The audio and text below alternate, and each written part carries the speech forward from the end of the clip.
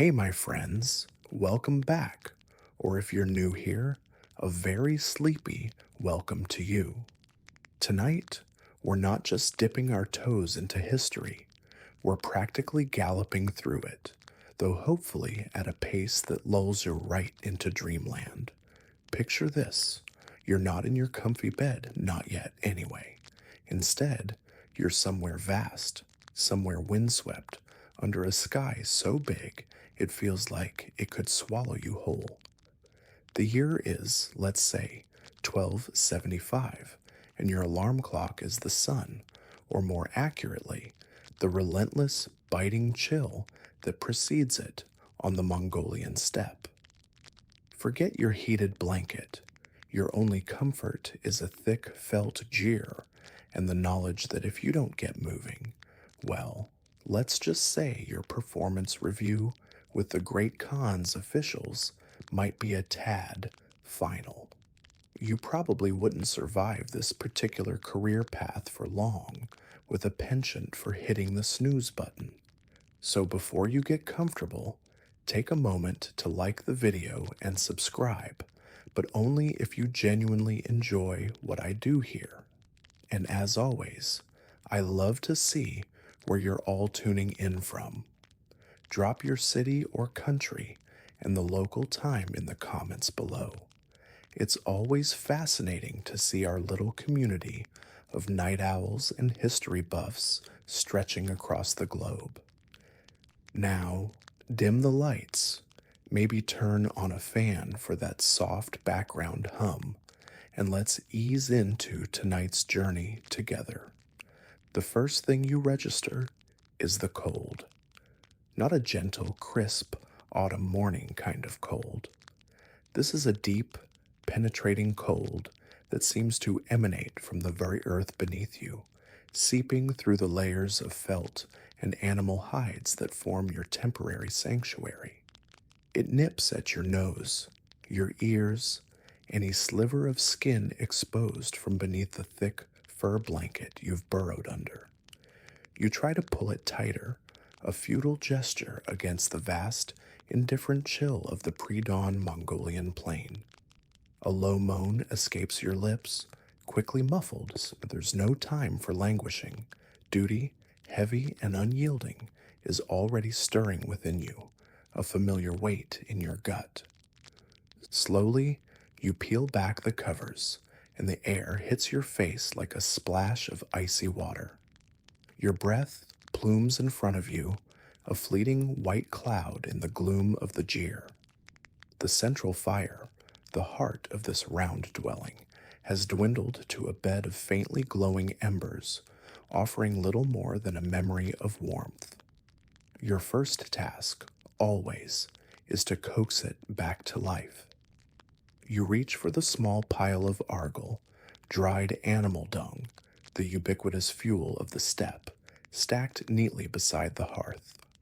It's not exactly Chanel number 5, but its smoky, earthy scent is the smell of survival, of another day begun. With flint and steel, or perhaps a precious ember carefully preserved, you patiently work to rekindle the flames. It's a slow, methodical process, one you've performed countless times, your stiff fingers fumbling slightly in the dim light, filtering through the tuno, the central smoke hole at the apex of the jeer.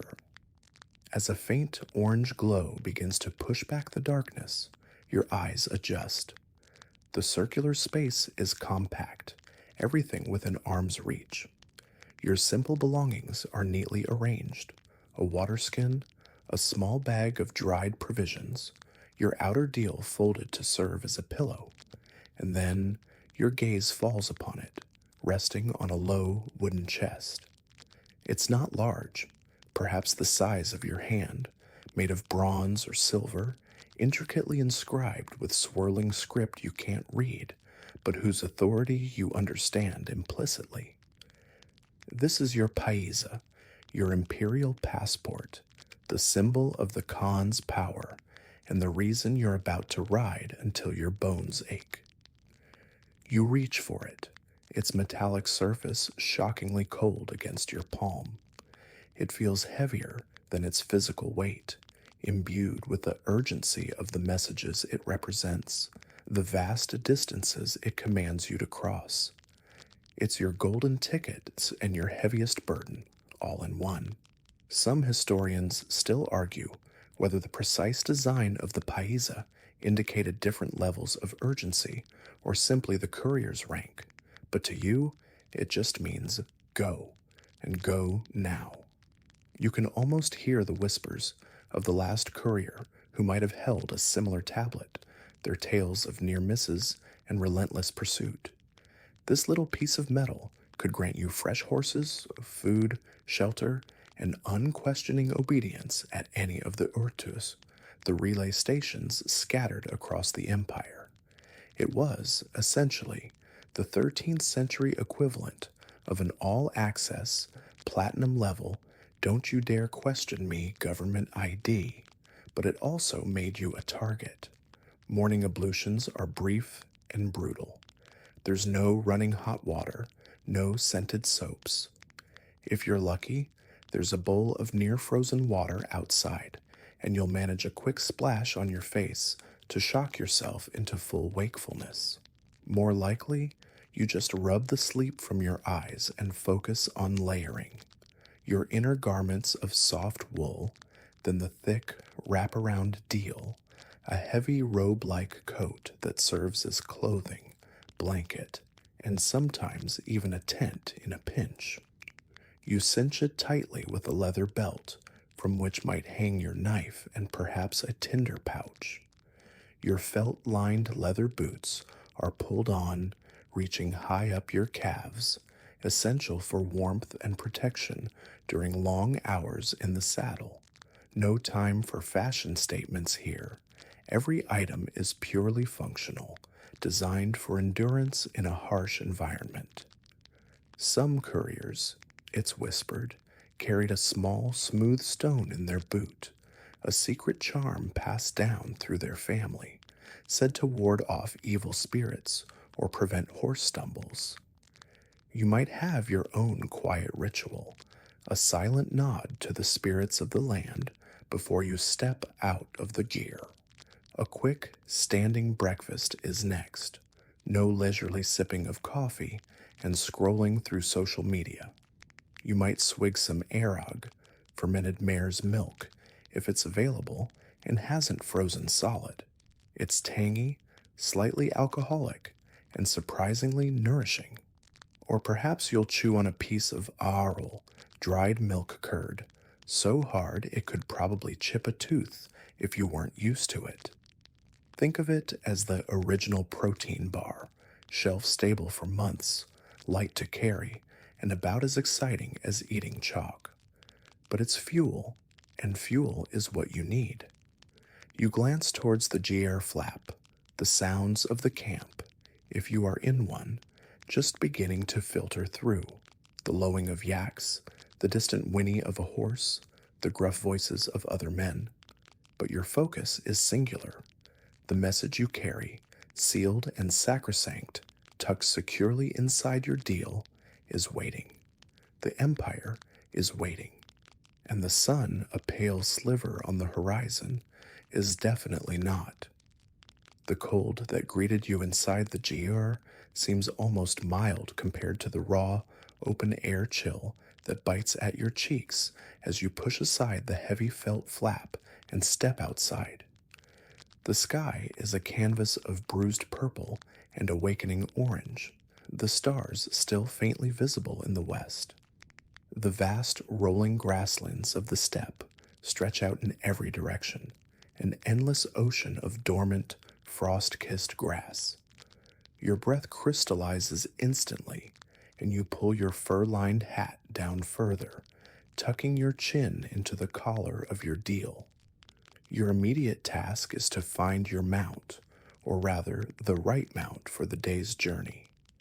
You are part of the Yam, the Great Khan's legendary messenger system, a network that stitches together one of the largest empires the world has ever known. And the lifeblood of the Yam? Horses, specifically Mongolian horses. These aren't the sleek, towering steeds of European knights or the delicate Arabians of desert kingdoms. Mongolian horses are relatively small, often not much taller than a pony, with shaggy coats, disproportionately large heads, and an almost unbelievable level of stamina and resilience. They are, in essence, four-legged furry tanks, perfectly adapted to this harsh environment. Historians often credit the Mongolian horses' incredible hardiness, able to survive on sparse vegetation and withstand extreme temperatures, as a key factor in the Mongol Empire's rapid expansion. Without them, the swift conquests and the maintenance of such a vast territory would have been impossible. You walk towards the tether lines, where dozens, perhaps hundreds, of horses are gathered, their breath steaming in the frigid air. They are a motley collection of colors: bays, chestnuts, grays, duns, all built with that same sturdy, compact frame. Choosing your horse isn't like picking a rental car from a lot. There's an understanding that passes between rider and animal, a silent negotiation.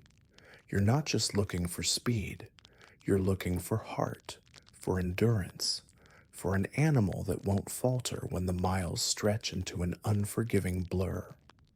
You might have a few trusted favorites, horses whose quirks and capabilities you know intimately.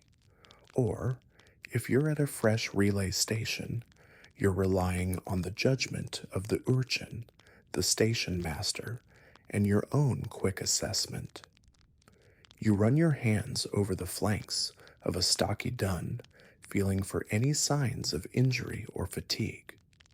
You check its legs, its hooves, sturdy and unshod, as is typical for steppe horses, naturally tough enough for the terrain.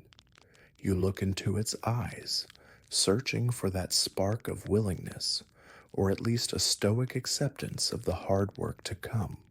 Some couriers were said to be able to listen to horses, to understand their subtle wickers and shifts in posture, almost like a secret language. It's probably more an accumulation of experience, knowing what a healthy, ready horse looks and feels like, but there's a certain mystique to it. You avoid the ones that seem too skittish or too lethargic. The journey ahead will test even the strongest. Once you've selected your steed, let's call him Wind Drinker for now, a name that hints at his potential speed, the process of saddling begins. The Mongolian saddle is a masterpiece of practical design, quite different from its Western counterparts. It's built on a wooden frame, often birch or pine, and has a high pommel and cantle, providing excellent support and security for the rider, especially crucial when you might be shooting arrows or navigating rough terrain at speed. You might even have your own saddle, one you carry from station to station, worn and molded to your form, though generally, saddles were part of the station's equipment. You heave the saddle onto Wind Drinker's broad back, adjusting the felt or leather padding underneath to prevent sores. The girth is tightened, not so much that it restricts the horse's breathing, but enough to ensure the saddle won't slip during a gallop or a sudden maneuver. The stirrups are short, designed for a riding style where you stand slightly, absorbing the shock of the ride with your legs, allowing you to cover vast distances with less fatigue than if you were sitting deep in the saddle. This posture also made it easier to use a bow from horseback, a skill every Mongol male, courier or not, would have possessed. Next comes the bridle, simple, effective, usually made of leather, with a snaffle bit. You gently guide the bit into Wind Drinker's mouth. He accepts it calmly, perhaps with a flick of his ears, a sign of familiarity with the routine. You check the reins, ensuring they're strong and supple. Your life and the delivery of your vital message depends on this tack being in perfect order. A broken rein or a slipping saddle at full gallop could mean disaster, not just for you, but for the information you carry. It's a meticulous ritual performed with practiced efficiency. There's no room for carelessness. A quirky tidbit often overlooked is that some Mongol bridles incorporated decorative elements, small metal charms, or colored tassels, not just for aesthetics, but also believed to offer protection or bring good luck to the horse and rider. So while everything is brutally practical, a tiny hint of personal expression or superstition might still find its way onto your gear. You might murmur a few quiet words to Winddrinker, a customary greeting, or a promise of good grazings at the next stop. It's not sentimentality, it's a partnership. This animal is your legs, your endurance, your key to crossing the immense distances required of you. The Mongols had a deep, almost spiritual connection with their horses, understanding their importance, not just for warfare or transport, but for their very way of life. Children learned to ride almost as soon as they could walk. With Winddrinkers saddled and ready, you conduct a final check of your own minimal equipment. Your water skin is full. Your small pouch of dried meat and arul is secure. The paisa is safely stowed. Your knife is loose in its sheath. You might also carry a short whip or a riding crop, not for cruelty, but as an extension of your leg, a way to give subtle cues or encourage a burst of speed when needed. Some couriers carried a small horn to announce their arrival at stations or to warn off wildlife, though its use was likely reserved for specific situations to avoid alerting unwanted attention. Historians still argue whether couriers traveled armed beyond a standard knife. Some sources suggest they carried bows for self-defense or hunting, while others imply their speed and the authority of the paisa were their primary protection. For now, you feel the weight of the Khan's authority is your best shield. The eastern sky is now a brilliant orange, and the first rays of the sun are beginning to touch the tops of the distant rolling hills. The camp is fully awake, a low hum of activity, but your focus is narrow, fixed on the horizon, on the unseen path ahead. You swing yourself up into the saddle, a smooth, practiced movement. Winddrinker shifts beneath you, expectant. You gather the reins, take one last deep breath of the frigid air, and with a soft click of your tongue or a gentle nudge of your heels, you urge him forward, out of the relative shelter of the horse lines and into the vast, silent emptiness of the Mongolian steppe. The day has truly begun. Winddrinker moves beneath you with a steady, ground-eating trot, a gait he can maintain for hours. The initial chill of the morning begins to recede slightly as your own body generates warmth from the effort, and the sun, now clear of the horizon, starts to assert its presence, though its rays carry little heat as yet. Before you lies the tail, the endless grassland sea, stretching in every direction with a deceptive monotony. To an untrained eye, it's a featureless expanse, a green or brown canvas depending on the season, under an impossibly vast sky. But to you, a seasoned courier of the Yam, it's a landscape rich with subtle information, a map you've learned to read with all your senses. There are no paved roads here, no signposts, no helpful GPS cheerfully announcing your next turn. Your navigation relies on an ingrained understanding of the land, passed down through generations or learned through harsh experience. You watch the angle of the sun, its position a reliable clock and compass.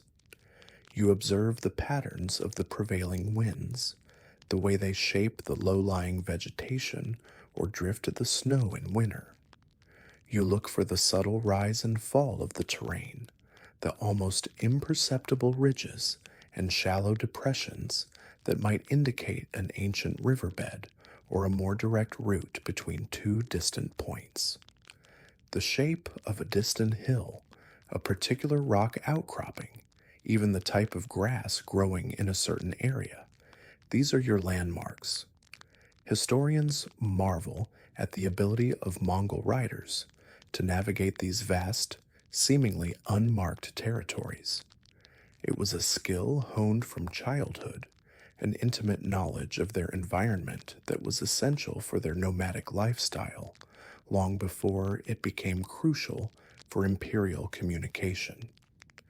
You might follow faint animal trails, paths worn into the earth by herds of gazelles or wild horses, as they often lead to water sources or easier crossings through difficult terrain.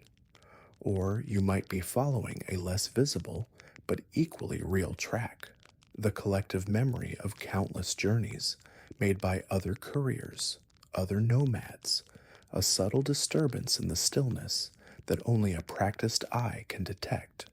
Sometimes, especially on frequently used routes between major Urto stations, the path might be more defined, a wide, trampled swath through the grass. But often, you are essentially blazing your own trail, guided by an internal compass and the distant, unseen goal of the next relay post. The silence is immense, broken only by the rhythmic thud of Winddrinker's hooves, the creak of your leather saddle, and the sigh of the wind as it sweeps across the plains. It's a silence that can be both peaceful and unsettling. It allows for a heightened awareness of your surroundings, the distant cry of a bird, the rustle of some unseen creature in the grass. But it can also play tricks on the mind during long, solitary hours. You learn to live with this silence, to find a rhythm in it, to let your thoughts drift, but never to lose focus entirely. Your life and the message you carry depend on your vigilance. You scan the horizon constantly, not just for landmarks, but for any sign of movement, any anomaly. A plume of dust in the distance could signal other riders, perhaps fellow travelers, perhaps a nomadic encampment, or less likely but always a concern, bandits or scouts from a rival tribe, though the Pax Mongolica established by Genghis Khan and his successors had significantly reduced such threats along the main Yam routes. Still, caution is ingrained. A surprisingly quirky detail is that some nomadic groups developed intricate systems of smoke signals or ground markings to communicate across distances, simple symbols that could convey complex messages about pasture quality, water availability, or the presence of danger. While you, as an imperial courier, might not rely on these local systems, being able to interpret them could provide valuable, if unofficial, information.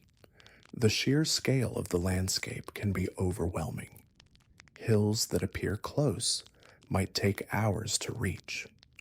A distant shimmer on the horizon could be a lake, or it could be a mirage, a cruel trick of the light and heat, especially in summer. You learn to judge distances with remarkable accuracy, to pace yourself and your horse, knowing that a sprint now might mean a debilitating exhaustion later. The Mongol Empire's communication system was predicated on speed, but it was a sustained speed, not reckless bursts. Each courier was expected to cover a specific leg of the journey, typically around 25 to 30 miles, before reaching the next Urtu, and exchanging for a fresh horse. Sometimes, the terrain itself presents challenges. A stretch of rocky ground might force you to slow your pace, picking your way carefully to avoid injuring Winddrinker. A wide, marshy area might require a lengthy detour. You might encounter sudden weather changes, a fierce wind whipping up out of nowhere, a blinding dust storm, or an unexpected downpour that turns the ground into a slippery quagmire. You have to be adaptable, resourceful, able to make quick decisions to keep moving forward. The Yam wasn't just a postal service, it was an all weather, all terrain, 24/7 operation. Historians still argue whether couriers were given specific route maps or if their knowledge was purely experiential and passed down orally. Given the vastness and the often changing conditions, a combination of general directional knowledge and the ability to improvise based on local landmarks seems most probable. You pass a solitary ovu, a shamanistic cairn of stones and blue prayer flags, a sacred site on the steppe. You might slow your pace slightly, a silent acknowledgement of the spirits of the place. While the Mongol elite often adopted various world religions, the traditional animistic beliefs of the steppe remained deeply ingrained in the everyday lives of the people. Showing respect to these local deities was simply a part of navigating this world.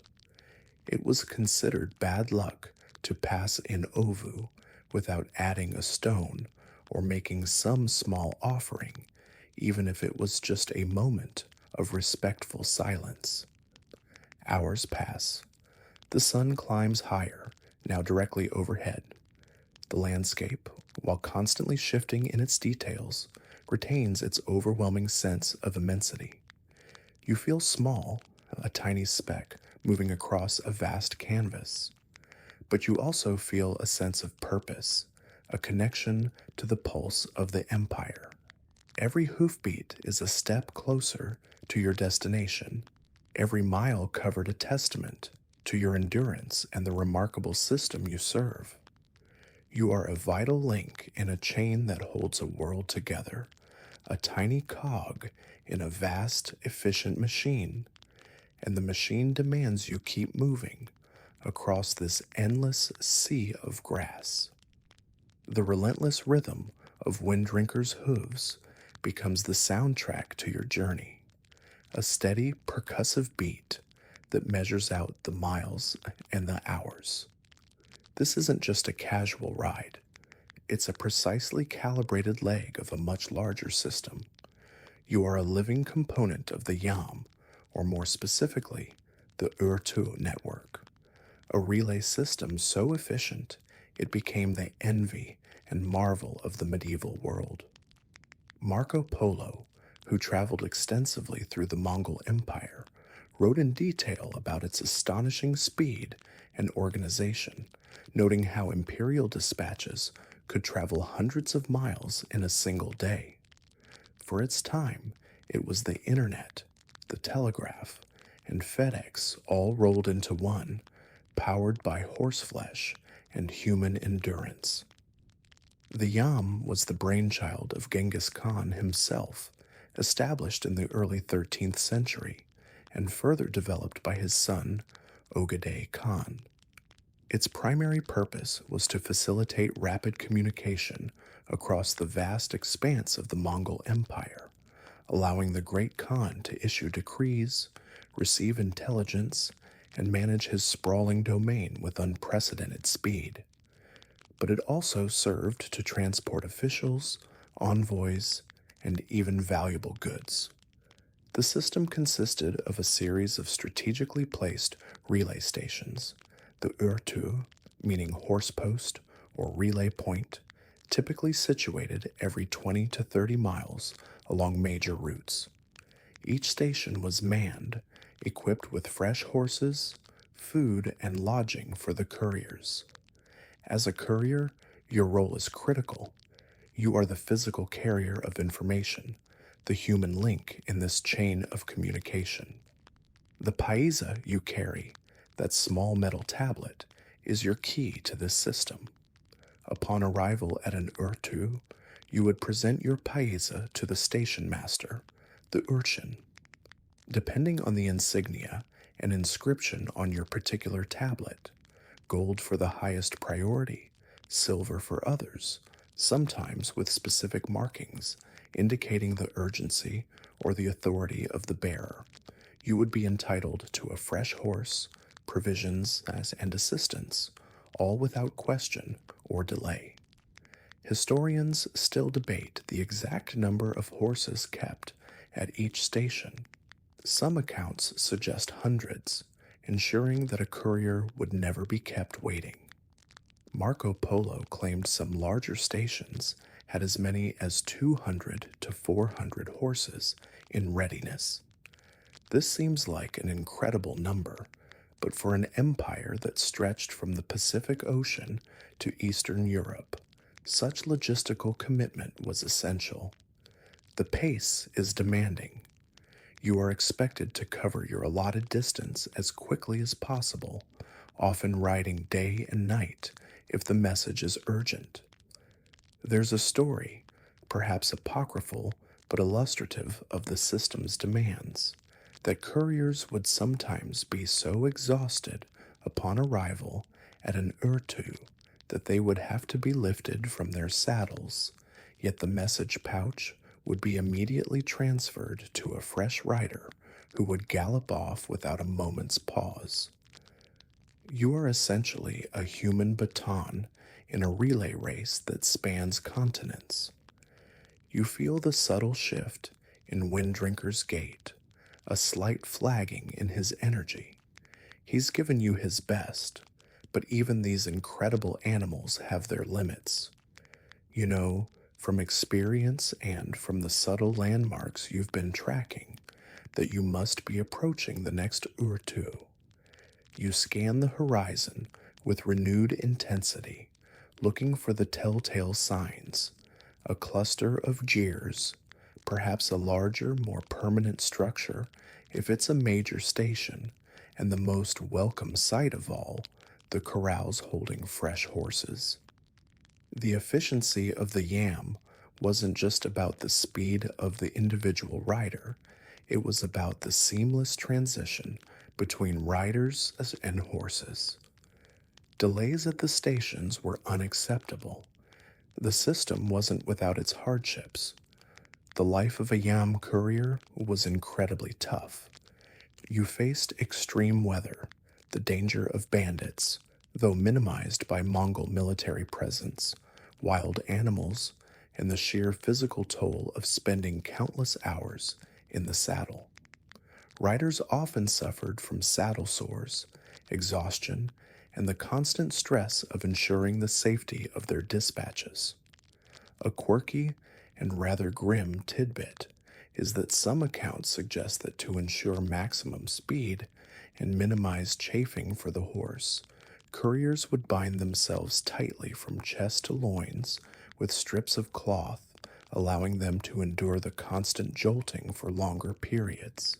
It sounds incredibly uncomfortable, basically a 13th century compression suit designed for extreme equestrianism, and probably led to its own set of medical complaints. But the rewards, or at least the status, could be significant. Yam couriers were vital cogs in the imperial machine, and their role was respected. The paisa they carried gave them considerable authority on the road. They were, in a way, the direct representatives of the Khan's will. The smooth functioning of the yam was a matter of state security and imperial prestige. Ogadai Khan famously invested heavily in the yam, understanding that rapid communication was key to holding his vast and diverse empire together. He standardized the routes, improved the stations, and ensured they were well stocked and defended.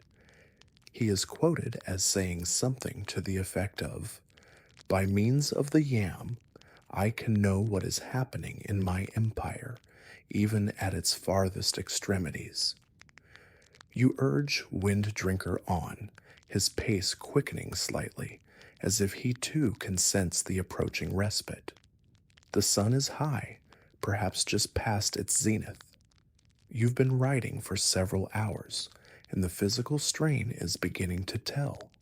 Your legs ache, your back is stiff, and a persistent thirst scratches at your throat. But the thought of a fresh horse, a moment to stretch, and perhaps a quick mouthful of food and water is a powerful motivator. The heartbeat of the yam is this relentless cycle of ride, exchange, and ride again. It's a system built on the incredible synergy between human endurance and equine power, a testament to Mongol ingenuity and organizational skill. And you are at its very core, a tiny but essential pulse in that vast imperial heartbeat, pushing onward, ever onward, across the endless rolling steppe. The sun beats down, no longer the gentle warmth of early morning, but a more insistent presence. You estimate it's just past midday. Your throat is dry, and a dull ache has settled into your lower back. Wind Drinker, though still moving with a determined rhythm, is also showing signs of fatigue. His pace is a fraction slower, his breathing a little heavier. It's time for a brief pause, a moment to refuel both rider and steed before pushing on to the Urtu, which by your calculations should still be another hour or two away. Continuing at full tilt without a short break now could risk overexerting Wind Drinker, and a lame horse in the middle of the steppe is a courier's nightmare. You scan the landscape for a suitable spot, looking for access to water. A thin line of darker green vegetation in the distance often indicates a small stream or a spring, vital resources in this arid land. You guide Wind Drinker towards it, and soon the gentle sound of trickling water reaches your ears. It's a small, clear stream, its banks lined with hardy grasses and a few low shrubs. Not exactly an oasis, but a welcome sight nonetheless. You dismount, your legs stiff and uncooperative for a moment. The relief of standing, of stretching out your cramped muscles, is immense. First, you see to Wind Drinker. You loosen his girth slightly, allowing him to breathe more easily, and lead him to the water's edge. He drinks deeply, his sides heaving. You watch him, checking for any signs of distress or injury. The bond between a Mongol rider and his horse is profound, born of mutual dependence. They were said to care for their horses before themselves, understanding that their survival and success were inextricably linked. While he drinks, you might splash some cool water on his face and neck, a small gesture of care. Once Wind Drinker has had his fill and is now contentedly nibbling at the sparse grasses along the stream bank, you turn to your own needs. You unstrap your waterskin from the saddle and take a long, satisfying drink. The water is cool and clean, a luxury you don't take for granted. Then you retrieve your small pouch of provisions. There's no time for a leisurely picnic, no setting up a camp kitchen. Your meal is as Spartan and efficient as everything else in your life as a courier. Today's menu consists of boards, dried meat, and perhaps another piece of that tooth-testing arul. Boards is essentially beef, or sometimes mutton or goat, cut into long strips, air-dried until it's incredibly hard and light. It's concentrated protein, preserved without salt, and can last for months, even years. Think of it as the original beef jerky, but far tougher and less seasoned. To eat it, you might shave off small pieces with your knife and chew them slowly, letting your saliva gradually rehydrate them. Or, if you had a little more time and the means to make a small fire, which you don't right now, you could boil it into a broth. For a courier on the move, it's gnawed straight from the strip. It's not gourmet by any stretch of the imagination, probably tastes like well-aged shoe leather to a modern palate, but it's incredibly effective sustenance. One of the more surprising facts about boards is its incredible concentration. It's said that the meat of an entire cow could be dried down to fit into a single cow's bladder for transport, providing a compact and long-lasting food source for warriors and travelers. That's some serious food science for the 13th century. You sit on a smooth rock by the stream, your back against a sun-warmed boulder, and slowly chew your meager meal. You share a silent communion with Wind Drinker, who grazes peacefully nearby, occasionally flicking his ears or swishing his tail at a persistent fly. The silence of the steppe returns, punctuated only by the gentle gurgle of the stream and the sound of your own chewing. It's a moment of relative peace in a day defined by relentless movement.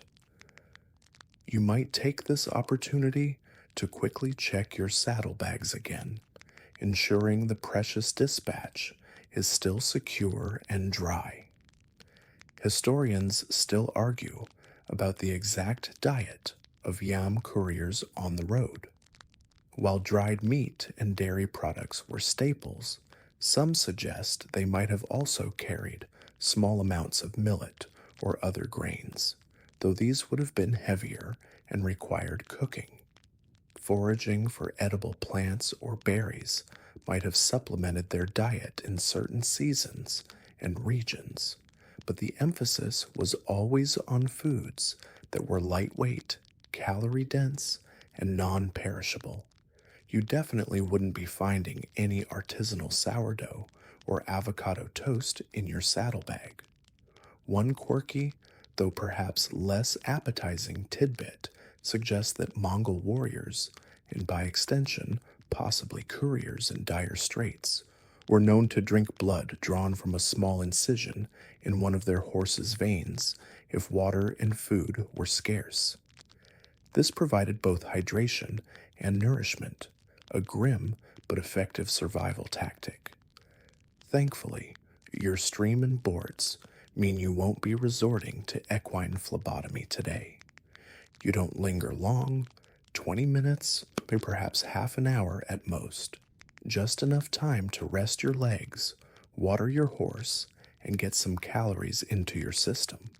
The sun is still high, and the Urtu awaits. Every minute spent stationary is a minute the Khan's message is delayed. You rise, stretching again, feeling the protests of muscles that would prefer a much longer break. You offer Wind Drinker another chance to drink, then retighten his girth. A final check of your tack, a quick scan of the horizon, and you swing back into the saddle. The familiar creak of leather, the shift of the horse beneath you. With a renewed, if temporary, sense of energy, you urge Wind Drinker back into a trot, then a canter. The brief respite has done you both good. The stream and its small patch of green recede behind you, and once again you are enveloped by the vast, open steppe. The rhythm of the ride resumes. The focus returns. The midday mutton morsel, as unexciting as it was, has done its job. You are fueled, and the yam's inexorable demand for speed pulls you onward. The brief respite by the stream is now a fading memory, and the relentless pace has resumed. Wind Drinker, though refreshed by the water and rest, is beginning to tire again, his strides shortening almost imperceptibly. You know you're pushing him, but the Urtu must be close now, and the integrity of the Imperial dispatch is paramount. The landscape has subtly changed. The rolling plains are giving way to slightly more broken ground, and in the distance, you can see a dark, serpentine line cutting across the horizon, a river. Rivers on the steppe can be unpredictable. Sometimes they are shallow, easily fordable streams, little more than an inconvenience. Other times, especially after heavy rains upstream or during the spring melt, they can transform into raging torrents, wide and deep, with treacherous currents. There are no bridges here, no convenient ferry services waiting for an imperial courier. Crossing is up to you, your horse, and your wits. This particular river looks wider than you'd like, its surface disturbed by ripples and eddies that hint at a strong current. You can hear its low roar even from a distance. As you approach its banks, you slow Winddrinker to a walk, assessing the situation. The water is muddy, brown, and swift. Debris, small branches, clumps of uprooted vegetation, is being carried along, a testament to its power. You ride along the bank for a short distance, looking for the safest place to cross. A wider, shallower section is usually preferable to a narrow, deep channel, even if it means a slightly longer time in the water. You're not just worried about yourself. The dispatch you carry tucked securely inside your deal must be kept dry at all costs. A soaked and illegible message is as useless as no message at all. Some couriers might have carried important documents in oiled silk or leather pouches for added protection, a simple but effective waterproofing technique. This practice, though not universally documented for all Yam couriers, would have been a sensible precaution. You select a spot where the bank isn't too steep and the current, while still strong, seems a little less chaotic. You dismount, giving Winddrinker a reassuring pat on the neck. He snorts, his ears pricked towards the rushing water, sensing the challenge ahead. You check your saddle girth one last time, ensuring it's secure. You might also remove your boots and tie them around your neck, or tuck them into your saddlebags, as wet boots are heavy and can chafe badly. Every little bit of preparedness helps. The crucial thing is to protect the dispatch. You ensure it's wrapped as tightly as possible and positioned high on your body, perhaps even held above your head if the water threatens to be deep. Some accounts from later periods, describing similar messenger systems, mention riders creating makeshift flotation aids from inflated animal skins for particularly dangerous crossings, though whether this was a common practice in the 13th century Yam is uncertain. For you today, it's about careful planning and trusting your horse. You led Winddrinker to the water's edge. He hesitates, understandably. Horses are not natural swimmers, and fast-flowing water can be intimidating. You speak to him in low, calming tones, urging him forward gently. Once he takes the first tentative step into the shallows, you swing yourself back into the saddle, or perhaps you opt to lead him across, holding his reins while waiting alongside him if you judge the water to be too deep or the current too strong for mounted crossing. Historians still argue whether it was generally safer to stay mounted or to lead the horse in such situations. It likely depended on the specific river conditions and the rider's assessment. Let's assume for this crossing, given the visible current, you decide to stay mounted for better control, but you're ready to slip off his downstream side if he stumbles. Winddrinker plunges in. The cold water swirls around your legs, quickly soaking through your trousers. The current immediately tugs at you, stronger than it looked from the bank. You keep a firm grip on the reins, guiding Winddrinker diagonally upstream, aiming for a point on the opposite bank slightly further up than your entry. This allows the current to carry you across without pushing you too far downstream. Winddrinker is a strong swimmer, his powerful legs churning through the water, his head held high. You lean forward, trying to present as little resistance to the current as possible, your eyes fixed on the far bank. This is a moment of intense focus. A misstep by Winddrinker on a loose rock, a sudden surge in the current, could spell disaster. You feel the power of the river, a raw, elemental force. It's a stark reminder of the dangers that lie beyond the control of even the Great Khan. There's a quirky, somewhat unsettling fringe belief among some steppe dwellers that rivers have spirits, and a difficult crossing might mean the spirit is displeased. Offerings were sometimes made to appease these spirits, though as an imperial courier, your primary concern is the practical challenge, not placating local deities, at least not overtly. Halfway across, Winddrinker stumbles slightly as his hoof slips on a submerged rock. Your heart lurches. You instinctively tighten your legs, shifting your weight to help him regain his balance, murmuring encouragement. He recovers quickly, with a powerful surge, and continues his steady progress. The water is deeper here, swirling around his chest, and you can feel the strain in his powerful muscles. The dispatch, thankfully, is still well above the waterline. Finally, with a last heaving effort, Winddrinker finds purchase on the muddy bottom of the far bank. He scrambles up, water sluicing from his shaggy coat, and stands panting on solid ground. You too are soaked and shivering, but a wave of relief washes over you. You quickly dismount and lead him a little further from the river's edge, then turn to check him for any injuries. He seems fine, just tired and wet. You run your hands over his legs, feeling for any cuts or strains.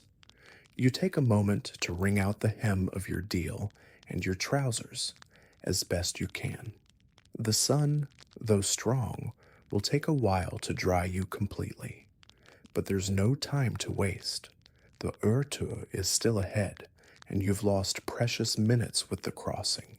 You remount the still damp Winddrinker, who shakes himself vigorously one last time, spraying you with a shower of cold droplets, his little joke perhaps. With a grimace and a renewed sense of urgency, you urge him back into a trot. The treacherous river ford is behind you. The Imperial dispatch is safe. The yam continues. Back in the saddle, the dampness of your clothes is a clinging discomfort, but the adrenaline from the river crossing is still with you, sharpening your senses. Winddrinker, despite the exertion, seems to have found a second wind, or perhaps he too senses the approaching relay station. The terrain on this side of the river is much the same as before, rolling, grassy, immense. The sun has begun its slow descent towards the western horizon, though several hours of daylight still remain.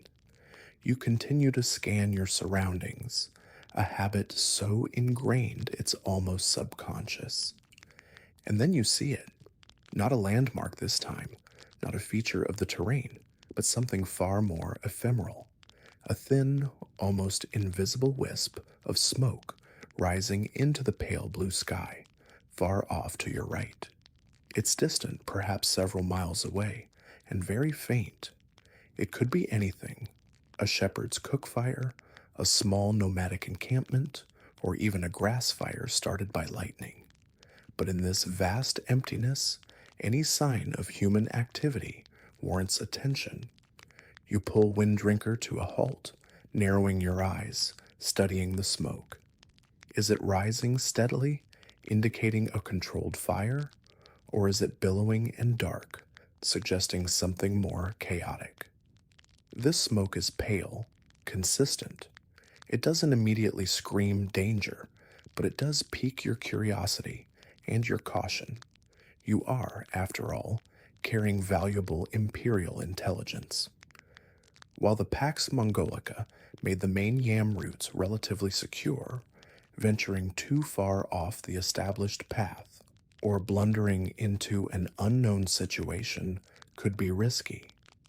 One of the core tenets of Mongol military success, and by extension the efficiency of its communication network, was good intelligence and avoiding unnecessary risks. Interpreting signs like distant smoke signals was a crucial skill on the steppe. Nomadic peoples across Central Asia had developed sophisticated, albeit informal, systems of long distance communication using smoke, fire, and even arranged piles of stones or horse dung. These weren't necessarily codified military signals like you might find in more settled empires, but rather a shared visual language understood by those who lived on the plains. For example, a single steady column of smoke might indicate a friendly camp. A series of short puffs could be a warning or a call for attention. The color of the smoke, white from damp grass, black from oilier substances, could also convey meaning. Historians still try to piece together the nuances of these localized communication methods, as they were rarely written down, existing instead as lived knowledge. You consider your options. Your priority is the urtus and the timely delivery of your dispatch. Investigating a random plume of smoke is not part of your job description and could lead to delays or unforeseen complications. However, completely ignoring it might also be unwise if it signals a potential threat or something that could affect your route. You recall tales of couriers stumbling upon raiding parties or intertribal skirmishes by being unobservant. You decide on a middle course, caution and observation. You won't deviate significantly towards the smoke, but you will keep it in your peripheral vision, noting its characteristics and any changes. You also make a mental note of its direction relative to your path and the position of the sun, information that might be useful if you need to report anything unusual at the next station. The yam wasn't just about carrying messages. Couriers were also the eyes and ears of the Khan in remote territories. Any intelligence, no matter how small, could be valuable. As you ride on, you keep glancing towards the smoke. It remains constant for a while, then seems to thin and dissipate slightly. Perhaps it was just a cooking fire that has now been allowed to die down. This is a land where assumptions can be dangerous. You remain alert. You also pay closer attention to the ground, looking for any fresh tracks that might indicate who else is in the area. The ability to read horse tracks, how many horses, how fresh the tracks, whether they were moving fast or slow, shod or unshod, was another vital skill. You might even be able to tell the difference between the tracks of Mongol horses and those of other tribal groups based on slight variations in hoof size or wear patterns. It's like a subtle, forensic science of the steppe, a quirky and perhaps slightly unsettling tidbit regarding steppe communication involved the use of singing arrows. These were arrows fitted with special whistling heads. When fired, they produced a loud, distinctive shriek that could be heard over considerable distances. While primarily used in warfare for signaling commands or intimidating enemies, it's conceivable that such arrows could have been used in emergencies by isolated groups or even by a courier in extreme distress, though it would have been a desperate measure, as it would also announce your exact location to anyone, friend or foe, within earshot. You certainly hope your day doesn't involve any singing arrow serenades. The smoke eventually fades completely, leaving the horizon empty once more. You feel a slight easing of tension. It was most likely nothing of concern, just another small sign of life in this vast landscape. But the act of observing it, analyzing it, and being prepared to react is all part of the constant vigilance required of a yam courier. You can't afford to become complacent, to let the monotony of the ride dull your senses. The Empire relies on you being more than just a rider. You are a scout, an observer, a tiny mobile intelligence unit. Winddrinker plods on, his pace steady but unhurried now. He knows, just as you do, that the real destination, the Urtu, is getting closer. The incident with the smoke, though minor, serves as a reminder that the steppe is never truly empty, never entirely predictable. It demands respect, and it rewards awareness. And so you ride on, your eyes sweeping the horizon, your ears attuned to the sounds of the wind, ever watchful, ever ready. The sun is noticeably lower in the sky now, casting longer shadows across the undulating grassland. Winddrinker's gait has a weariness that mirrors your own. Your body aches from the hours in the saddle. The dampness from the river crossing has mostly dried, but left your clothes stiff, and your focus is narrowing to one single, overriding thought, reaching the Urtu. And then, finally, you see it. Not just a wisp of smoke this time, but a tangible sign of settlement. First, it's a faint smudge on the horizon, then it resolves into a small cluster of jeers, perhaps a more substantial wooden building if this is a larger station, and the unmistakable sprawling network of corrals. Most importantly, you see horses, dozens, perhaps hundreds of them, a shifting, milling mass that promises a fresh mount and the continuation of your journey. A surge of relief, mixed with a renewed sense of urgency, courses through you. This is it, the next link in the chain. As you draw closer, the sounds of the station begin to reach you. The whinnying of horses, the barking of dogs, the distant shouts of men. An Urtu is not a quiet place. It's a hub of controlled chaos, a bustling nexus of activity dedicated to one thing: speed. You don't slow your pace until you are almost upon the station. Protocol dictates that you arrive with a sense of purpose. As you approach the main entrance or the designated arrival area, you might even give a short, recognized call or signal to announce your arrival as an Imperial courier, though the sight of a lone rider approaching at speed is usually enough to alert the station personnel. The efficiency of the yam depended on these transitions being as swift as possible. There was no time for leisurely greetings or bureaucratic dithering. Almost before Winddrinker has come to a complete halt, station hands, the Uchinud, plural of Uchin, station master, Selcher worker, are there to meet you. These are hardy, experienced men, often former soldiers or seasoned herders, who understand the demands of the yam. One will take Winddrinker's reins, his practiced eye immediately assessing the horse's condition.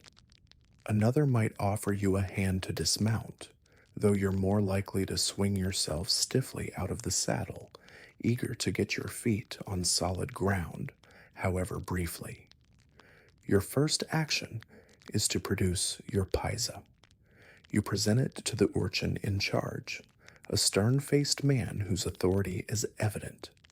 He examines it closely, his eyes flicking from the inscription to your travel-stained appearance. The paisa is your unquestionable passport. Its markings dictate the level of service you are to receive. A gold paisa with the Khan's own seal? You'd have the best horse in the corral and the station master himself bowing you on your way. Even with a standard silver or bronze paisa for a regular dispatch, the response is immediate and efficient. Historians note that the penalties for delaying a yam courier or failing to provide the necessary support were severe, a clear indication of how seriously the Khans took the integrity of this communication system. While the urchin scrutinizes your paisa, other station hands are already unsaddling Winddrinker. He'll be led away to be watered, fed, and checked for any injuries. If he's sound, he'll be rested and will eventually join the pool of horses available for other couriers. If he's injured or overly fatigued, he'll receive care until he's fit for duty again. The Mongols' understanding of horse management was sophisticated. They knew that the long-term viability of the yam depended on the health and well-being of their invaluable equine assets. Meanwhile, you are being hustled towards the next phase. Fresh horse, quickly. The urchin might bark to his men. There's no offer of a hot bath or a comfortable bed for you, not unless your paisa indicates an extended authorized stop, which is rare for a standard courier. Your job is to transfer the dispatch and keep moving. However, you will likely be offered a quick drink, perhaps more arog or water, and a chance to grab a handful of provisions if your own are running low. Speed is key, but even the Mongols understood that a courier on the verge of collapse wasn't efficient. You might have only a few minutes, 5, 10 at most, while your next horse is being prepared. During this time, you stretch your aching limbs, perhaps quickly relay any pertinent information you've gathered on your leg of the journey. The state of the trails, the river crossing, the distant smoke signal you observed. This intelligence, however minor, would be passed up the chain, contributing to the empire's overall situational awareness. A quirky detail about some of the larger Usurto stations is that they occasionally served as informal news hubs. While their primary purpose was official communication, news and gossip carried by couriers from distant parts of the empire would inevitably filter through, making these stations lively, if transient, centers of information exchange. You might overhear snippets of news from the capital, Karakoram, or from the western frontiers, all while gulping down some fermented mare's milk. The scene around you is one of organized bedlam. Horses are being led to and fro, men are shouting instructions, new mounts are being saddled with practiced speed. The air is thick with the smell of horses, wood smoke, and dust. It's a far cry from the solitary silence of the steppe you've just traversed. Here, you are a cog in a very visible, very active machine. You watch as a fresh horse, strong and eager, is brought forward, already saddled and bridled. The station hands are efficient, their movements economical, honed by endless repetition. There's no wasted effort. The urchin returns your paisa, perhaps with a curt nod or a brief instruction about the next leg of the journey. The pass to the north is clear, ride hard.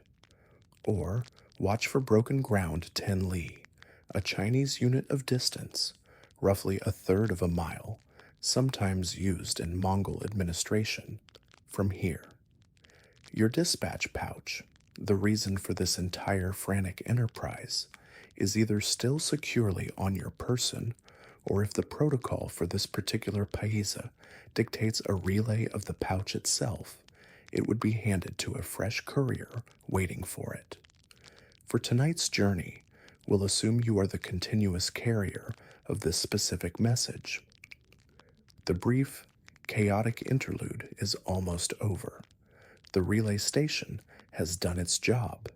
It has taken your tired horse and provided a fresh one, ensuring the message continues its rapid journey. It is the very heart of the yam's efficiency, this rapid exchange, this almost seamless continuation of momentum. The fresh horse stands before you, nostrils flaring slightly, energy radiating from its compact frame. Let's call this one Storm Chaser. It's a dark bay, a little leaner than Winddrinker perhaps, but with a look in its eye that speaks of speed and spirit.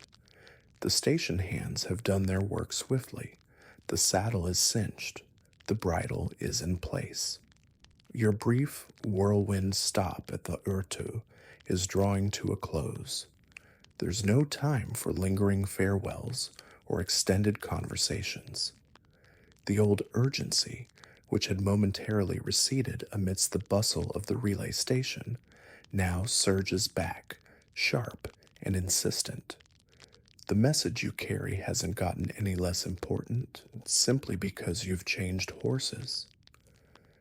You take the reins of Storm Chaser, giving its neck a quick, firm pat. It's a new partnership, yet the dynamic is instantly familiar. You swing yourself into the saddle. It feels different from Winddrinker's. Perhaps the saddle itself is newer, the stirrups at a slightly different length. You make a quick mental adjustment. Every horse has its own feel, its own rhythm, and you need to adapt quickly. There's no settling in period. With a nod to the urchin, who watches your departure with an impassive gaze, you turn Storm Chaser towards the open steppe once more. A slight nudge of your heels, a soft click of your tongue, and the horse responds instantly, launching into a brisk trot that quickly transitions into a smooth, ground-covering canter. The Urtu, with its noise and activity, recedes rapidly behind you, and once again, you are enveloped by the vast silence and solitude of the plains. It's a strange contrast, these brief bursts of intense human interaction punctuating long stretches of aloneness. The feeling of a fresh horse beneath you is invigorating. Storm Chaser moves with an eagerness that Winddrinker, understandably, had lost in the later stages of his run. This new energy translates into faster progress, and you welcome it. The sun is continuing its westward journey, and you know you need to make the most of the remaining daylight. The YAM system relied on this continuous injection of fresh equine power. A single horse, no matter how hardy, could not maintain the required pace over the vast distances involved. But a chain of fresh horses, each ridden hard for a manageable stretch, could achieve astonishing aggregate speeds. This was the genius of Ogedei Khan's expansion of the system, understanding that the network was only as strong as its weakest or slowest link. The Imperial Dispatch, still tucked securely, feels like a live thing against your body, a constant reminder of your responsibility. The contents are unknown to you. Perhaps it's a military order, a diplomatic instruction, news of a birth or death in the imperial family, or a report from a distant governor. Its secrecy is part of its power. Your job is not to know, but to deliver, and to deliver swiftly. This absolute dedication to the task, the unquestioning execution of duty, was a hallmark of the Mongol system. Historians often point to this discipline, instilled from a young age and reinforced by a clear command structure as a key factor in their success, whether on the battlefield or the Imperial Highway. You settle into Storm Chaser's rhythm, your body automatically adjusting to its gait. You scan the horizon, your internal clock and compass recalibrated for this new leg of the journey. The urchin at the last station might have given you some brief advice on the route ahead. Keep the Twin Peaks to your left until you see the Dragon's Tooth Rock formation, or you might be relying on your own accumulated knowledge of these territories. Even if the general direction is known, the specific path can vary based on weather, ground conditions, or even rumors of recent bandit activity in a particular area, however rare. You might pass other travelers on the steppe, though they are few and far between.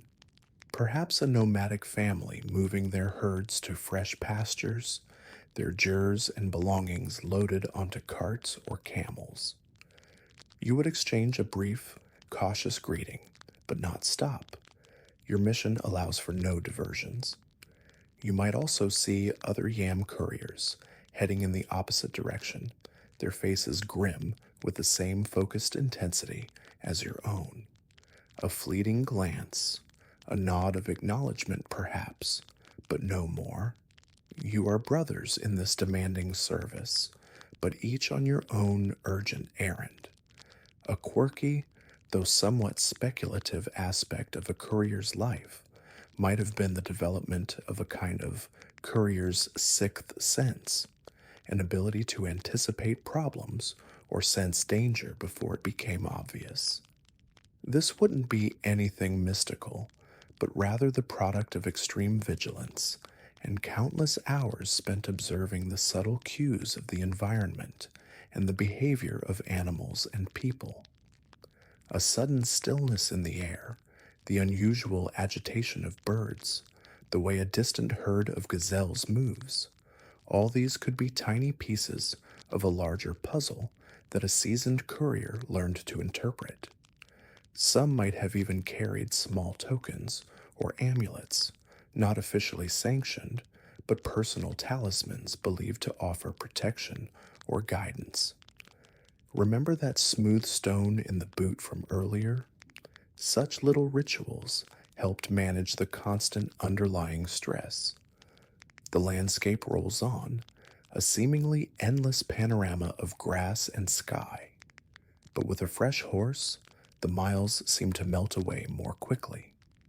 The old urgency, the constant pressure to maintain pace, is your companion. There's a unique kind of loneliness to this job. You are surrounded by the immensity of nature, yet your entire focus is on a human-made imperative, a message that needs to cross this wilderness.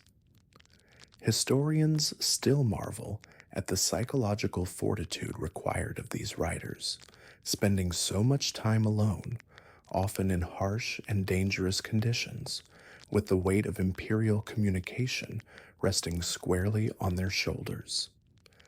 Storm Chaser is proving to be an excellent mount, strong-winded and sure-footed. You allow yourself a brief moment of appreciation for the animal, for the incredible system that provides such creatures at precisely the moment they are needed. The Urtu network was a living logistical miracle, a testament to the Mongol genius for organization and their profound understanding of the horse. And you, astride this powerful animal, are the instrument of its purpose, flying across the steppe on the wings of a new horse, but with the same old unyielding urgency. The sun, your faithful celestial guide throughout the day, now hangs lower and heavier in the western sky, painting the clouds in hues of orange, pink, and deepening purple. Its golden light slants across the steppe, elongating shadows and transforming the familiar landscape into something more mysterious, more subtly textured. Daylight is waning, and with it comes a shift in your navigational strategy. While the sun's position has been your primary compass, its impending disappearance means you'll soon need to rely on other, older methods. As Storm Chaser maintains his steady canter, you begin to pay closer attention to the patterns of the land as they are revealed by the dying light. The long shadows accentuate dips and rises in the terrain that might have been less obvious under the high sun. You make mental notes of these features, comparing them to your internal map, but your main focus now shifts upwards towards the heavens. Even before the last sliver of sun dips below the horizon, the first faint stars will begin to prick the darkening sky. Navigating by the stars is an ancient art practiced by sailors, desert nomads, and steppe riders for millennia. For a yam courier, especially one caught out on the plains after dark, it's an essential skill.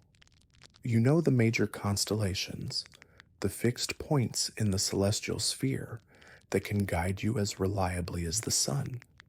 Polaris, the North Star, is your anchor in the northern hemisphere.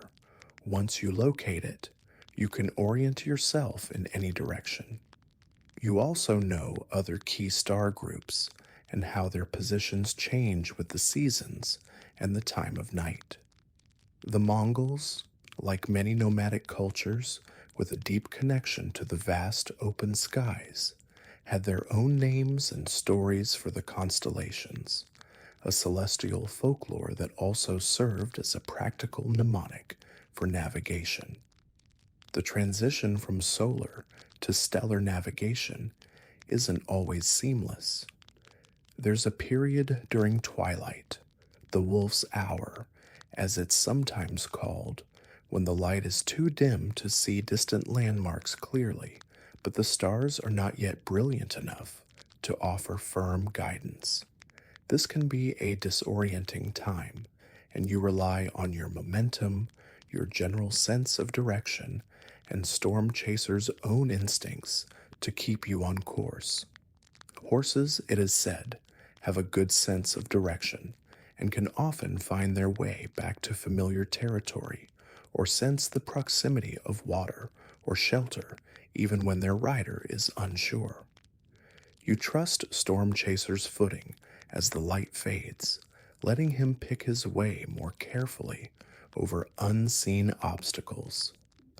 As true darkness begins to settle, the stars emerge in their full glory, scattered like diamond dust across the black velvet expanse.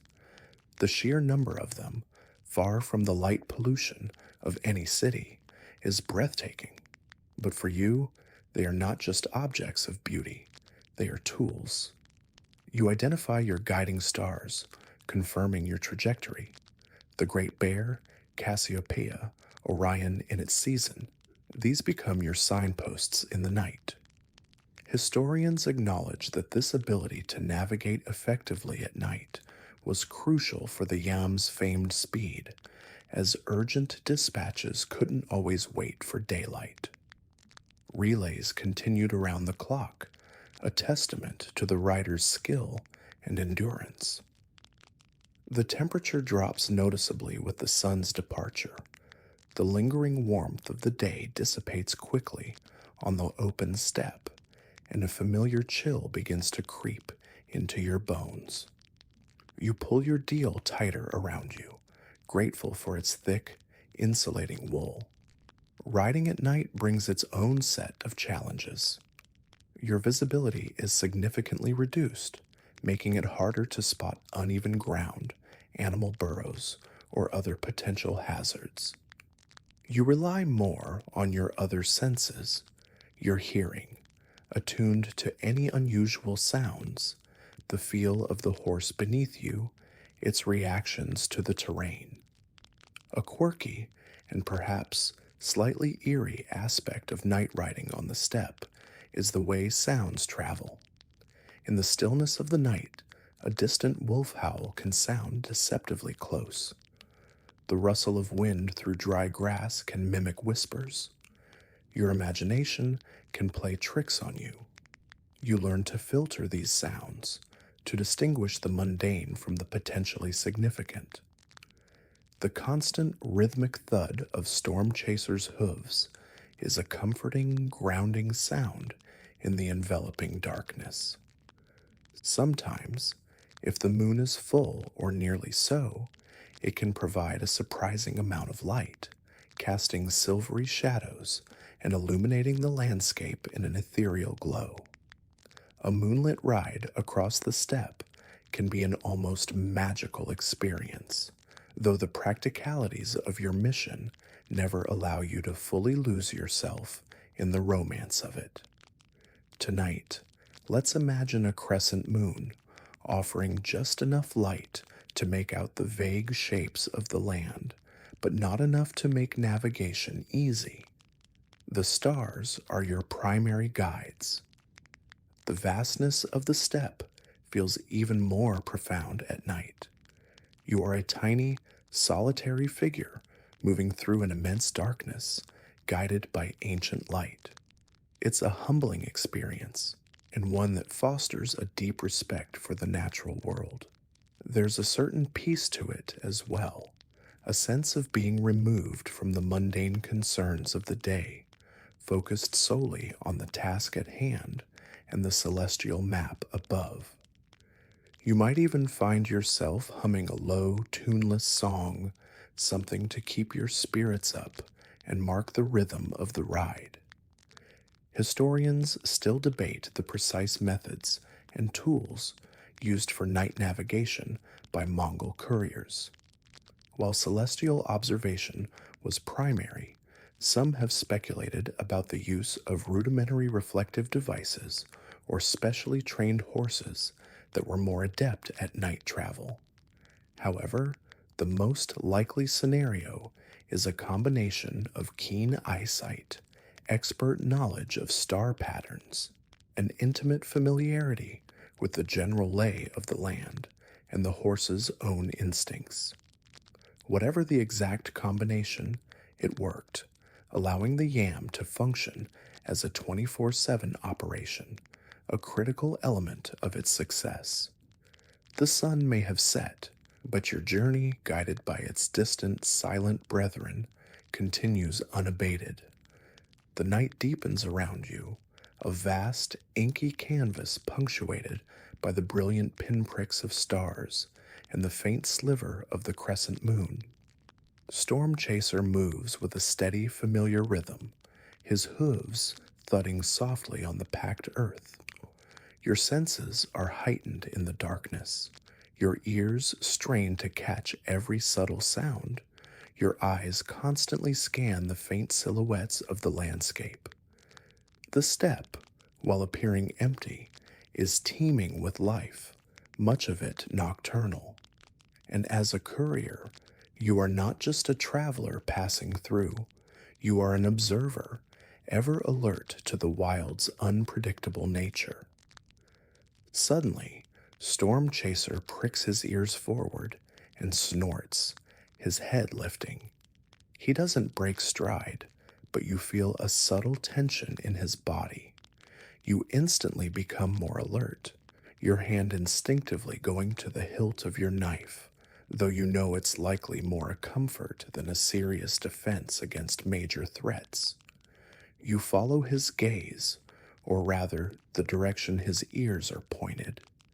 In the dim starlight, you make out a flicker of movement low to the ground, then another, marmots.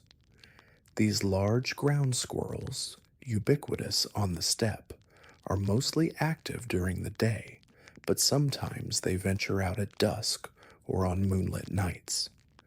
Their sudden appearance or alarm calls can often signal the presence of a predator.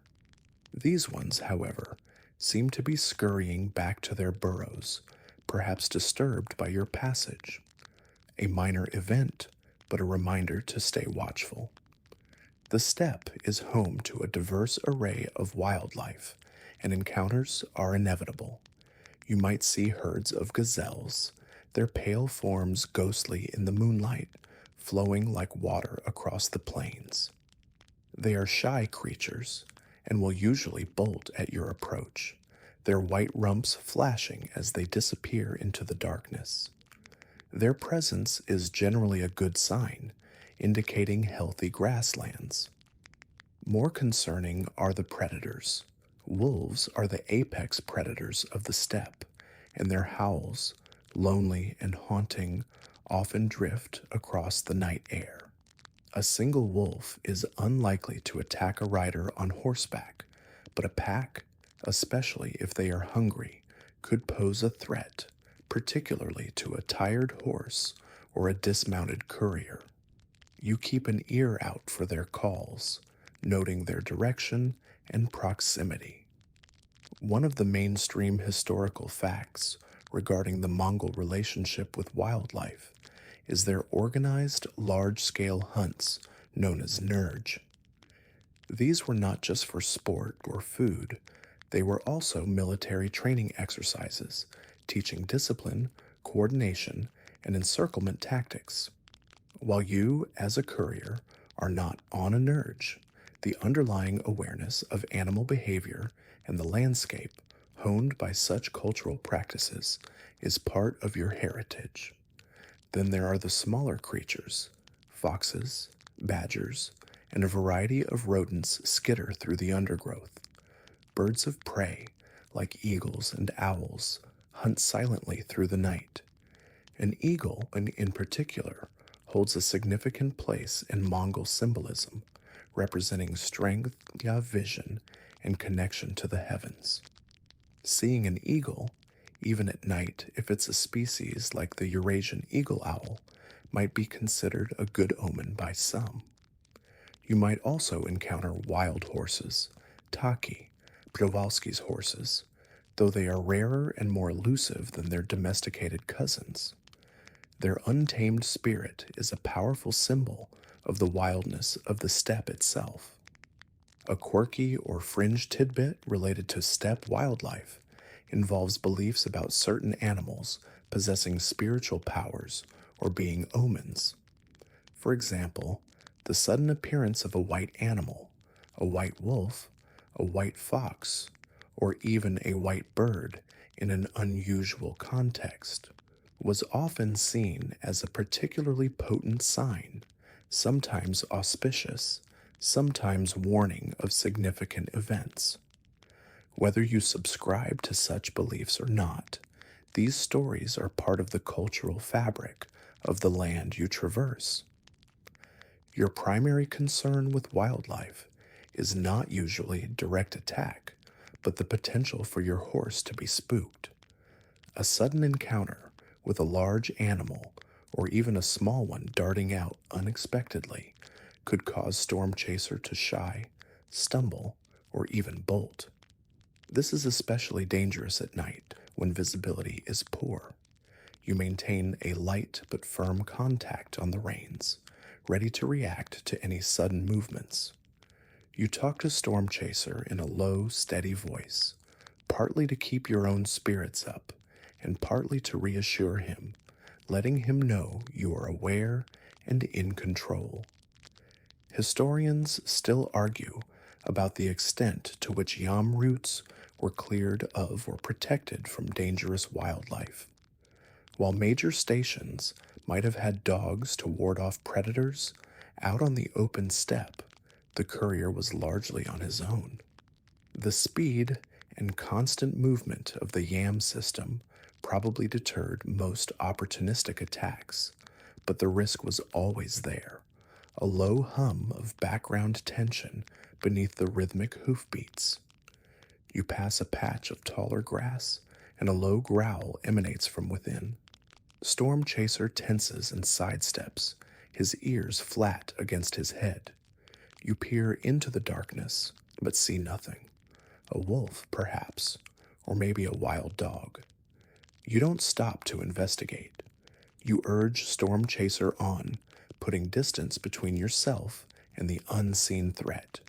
Your heart beats a little faster.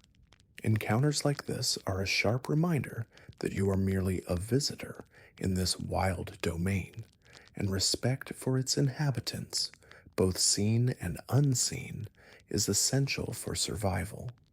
The night wears on, the stars wheel overhead, the occasional cry of a night bird, the distant howl of a wolf, the rustle of unseen creatures in the grass. These are the sounds that accompany your solitary journey. Each one is noted, assessed, and filed away in your mental log. You are not just a messenger, you are a part of this nocturnal ecosystem, a fleeting shadow moving through a world that awakens when the sun sleeps. Your vigilance is your shield, your horse your companion, as you press onward through the star-drenched darkness. The moon, a slender crescent earlier, has now dipped below the horizon, plunging the steppe into a deeper darkness, broken only by the cold, distant light of the stars. This is the true heart of the night, the hours when the world feels most ancient and primal. The air is colder now, and you can feel a dampness settling on your clothes and on Storm Chaser's shaggy coat. Twilight's long shadows have given way to an encompassing blackness, where distinguishing features in the landscape becomes incredibly challenging. Your reliance on your other senses and on Storm Chaser's instincts becomes even more critical. The familiar shapes of hills and ridges that you might have noted during daylight or under a brighter moon are now just vague, darker masses against the star-dusted sky. Your navigation by the stars remains constant, but judging the immediate terrain underfoot is a different matter. You learn to feel the land through your horse. A slight hesitation in Storm Chaser's stride, a careful placement of a hoof, can signal uneven ground, a patch of loose scree, or the edge of a gully. You trust his senses implicitly in these conditions. His night vision is far superior to yours, and his connection to the earth more immediate. This deep night is when the steppe truly comes alive with its nocturnal inhabitants, and the sounds seem amplified in the stillness. You hear the rustle of small animals in the grass nearby, the chirp of crickets, the far-off hoot of an owl. Each sound is a tiny piece of information. A sudden silence, the cessation of those normal night sounds, can be more alarming than a loud noise, often indicating that a larger predator is moving nearby, causing the smaller creatures to freeze. You remain attuned to these subtle shifts in the auditory landscape. The psychological aspect of riding through such profound darkness for hours on end cannot be understated. It takes a certain mental fortitude. The vast, empty blackness can feel oppressive, and the solitude can weigh heavily. Your own thoughts can become your loudest companions. To combat this, you might focus on the rhythm of Storm Chaser's breathing, the creak of the saddle, the feel of the cool night air on your face. You might mentally rehearse the details of your route, or recall stories and songs to keep your mind occupied but alert. The Yam couriers were not just physically tough, they possessed a remarkable degree of mental resilience. One mainstream historical fact is that the Mongols, despite their nomadic lifestyle, had a rich oral tradition of epic poems and legends, tales of heroes and mythical beasts. Perhaps you recall some of these ancient stories, their narratives of endurance and courage, echoing your own solitary vigil. Fatigue is a constant enemy during these night rides.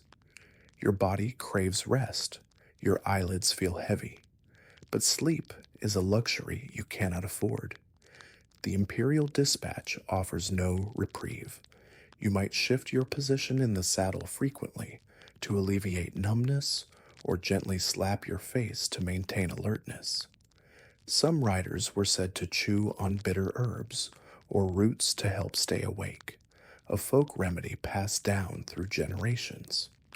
A quirky, though unverified, tidbit suggests that some couriers might have tied themselves into the saddle for particularly long or exhausting night stretches if they feared dozing off and falling.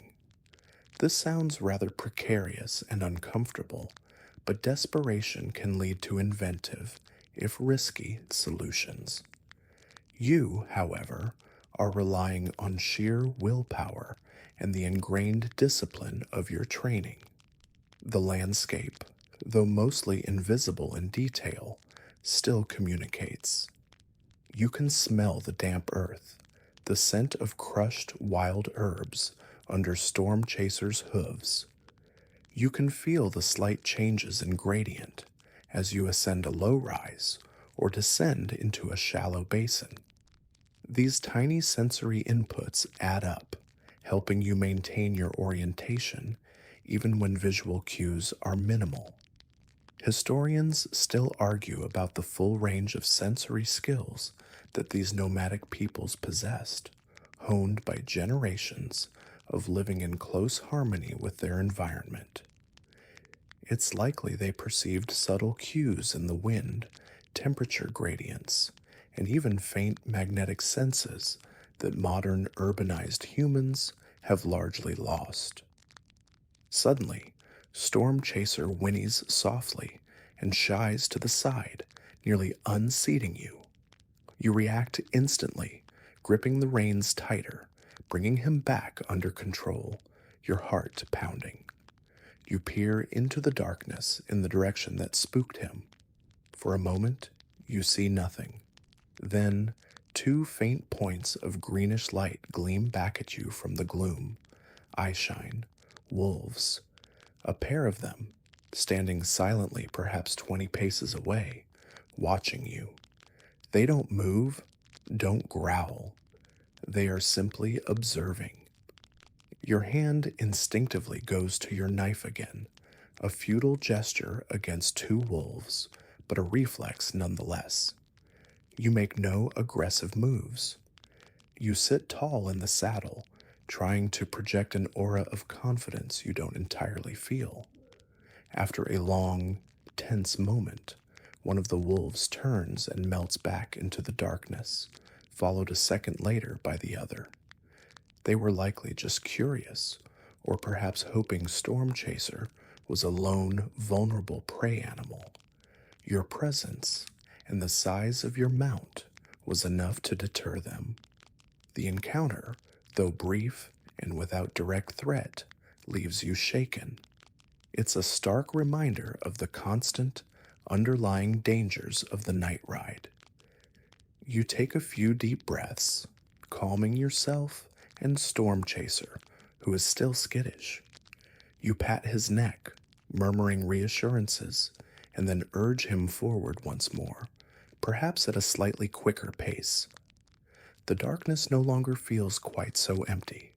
It's filled with unseen eyes, with the silent movements of creatures whose domain you are passing through.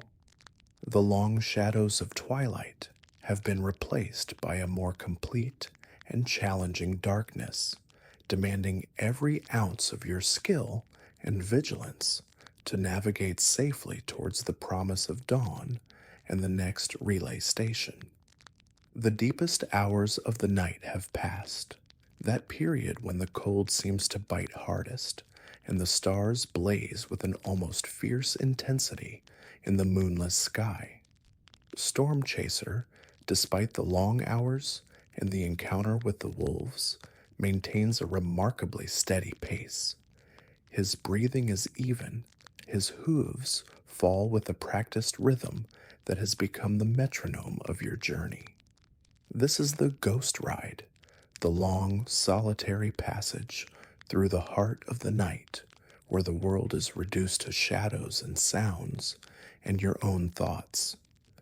The only consistent sound, apart from the natural whispers of the steppe, is the rhythmic cadence of storm chasers' hooves. Thud, thud, thud, thud. It's a surprisingly hypnotic sound, one that can lull you into a trance like state if you're not careful. You fight against the creeping weariness, the seductive call of sleep. Your body is a symphony of aches, your back, your legs, your shoulders. But you've learned to live with this discomfort, to push it to the background of your awareness.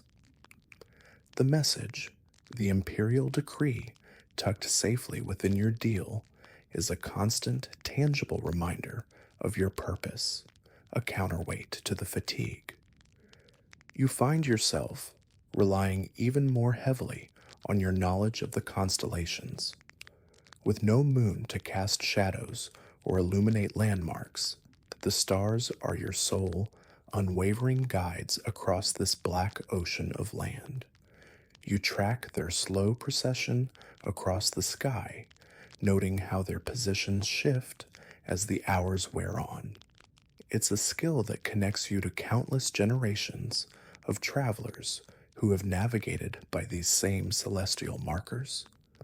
There's a profound sense of continuity in this, a feeling of being part of an ancient tradition of wayfinding. This reliance on celestial navigation is a well-documented historical fact, common to many cultures that traversed vast, featureless terrains or open seas. The Mongols, with their empire spanning such diverse landscapes, would have valued this skill immensely. Sometimes, in the deep quiet of the night, your mind plays tricks. A strangely shaped bush might momentarily resemble a lurking figure. The sigh of the wind through a patch of tall grass can sound like a whisper. You've learned to distinguish these phantoms of fatigue and darkness from genuine threats, though it requires constant mental discipline. You might occasionally talk to Storm Chaser, your voice low and reassuring in the darkness. It's as much for your own comfort as for his, a way to break the profound solitude and affirm your shared presence in this vast emptiness. The temperature continues to drop. You can see your breath pluming in the faint starlight, and a layer of frost might be starting to form on exposed surfaces. You burrow deeper into your deal, grateful for its warmth. The hardy Mongolian horse, with its thick winter coat, is far better adapted to this cold than you are. Storm Chaser seems largely unfazed by the chill, his internal furnace working efficiently.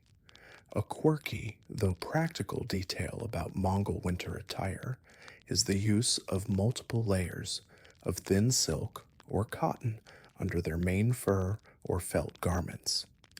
These thin layers trapped air, providing surprisingly effective insulation without excessive bulk, crucial for riders who needed to maintain agility. You wish you had a few more of those silk layers right now. You think of the other couriers out on the Yam network tonight, hundreds, perhaps thousands of them, crisscrossing the empire, each a solitary point of light and energy in the darkness. Some are riding through forests, others over mountains, some across deserts. Each faces their own unique challenges, their own lonely vigil, all part of this incredible, sprawling web of communication. You are a vital node in that network, a human shuttle carrying the lifeblood of the empire, information. Historians still debate the exact number of couriers and stations in the Yam at its peak, but all agree it was an enterprise of staggering scale and complexity for its time, far surpassing any contemporary system in Europe or the Middle East in terms of speed and organization. Occasionally, a shooting star streaks across the inky blackness, a fleeting trail of light. Superstitions about such celestial events abound. Some might see it as a good omen, a sign of swift travel. Others might interpret it as a portent of change. You simply note its passage, another small event in the grand theater of the night sky. Your focus remains on the practical, maintaining your direction, conserving storm chasers' energy, and staying awake and alert. The solitude of the ghost ride is profound. There are no other travelers, no distant campfires, only the silent presence of the steppe and the star-filled sky. It's in these moments that the sheer scale of the Mongol Empire and the audacity of trying to connect its disparate parts truly sinks in. You are traversing land that only a generation or two ago might have been hostile territory. Now, thanks to the Great Khan and the system you serve, it is a highway for imperial messages, albeit an unpaved and often perilous one. Hours crawl by. The constellations slowly wheel overhead. The cold deepens. But with each hoofbeat, you are closer to your next destination, closer to the dawn. The moonlit ghost ride, or in this case, the starlit one, is a test of endurance, of focus, and of an almost meditative ability to exist in the present moment, guided by ancient lights and the steady rhythm of your horse. You are a phantom yourself, a swift shadow moving through the sleeping world, driven by duty and the inexorable pulse of the yam. As the ghost ride continues through the deepest, darkest hours of the night, a subtle but palpable sense of security often underlies the solitude for a yam courier, especially when traversing core territories of the Mongol Empire. This feeling doesn't come from armed escorts riding alongside you. Your speed and the authority of your paisa are your primary immediate shields. Instead, it emanates from the unseen but ever-present reach of the Khan's power, most notably embodied by the Kashig or Kashik, the elite imperial guard. You don't see them. You likely won't encounter a Kashig patrol directly unless there's a major incident or you're approaching a significant imperial encampment. They operate discreetly, their movements often mirroring the stealth and swiftness of the yam couriers themselves. But their influence is a constant, like an invisible net cast over the land. The Kashig were more than just bodyguards for the Great Khan. They were a highly disciplined, privileged, and fiercely loyal military and administrative force, often drawn from the sons of nobles and commanders. Their duties extended to maintaining order, enforcing the Khan's laws, yasa, and ensuring the security of vital imperial assets, and the yam system was undoubtedly one of the most vital. This historical fact of their broad responsibilities is key to understanding their pervasive, if often unseen, influence. Knowing that units of the Kashig could be operating in the broader region, perhaps even using the same yam stations for their own rapid deployments or communications, provides a layer of deterrence against any organized banditry or rebellion along these critical routes. Their reputation for swift and ruthless justice was well known. Anyone foolish enough to interfere with an imperial courier risked bringing the full weight of the Khan's wrath down upon them, delivered by these elite enforcers. So while your immediate concerns are the terrain, the weather, and the occasional wolf, the larger threat of organized human opposition is significantly diminished by their silent, watchful presence. You might catch faint, almost imagined echoes of their passage, perhaps the glint of moonlight on distant armor from a previous night, or stories heard at an urtu of a Kashig unit that passed through days earlier, their discipline and bearing, leaving a strong impression. These are like ripples in the water, hinting at the strong current beneath.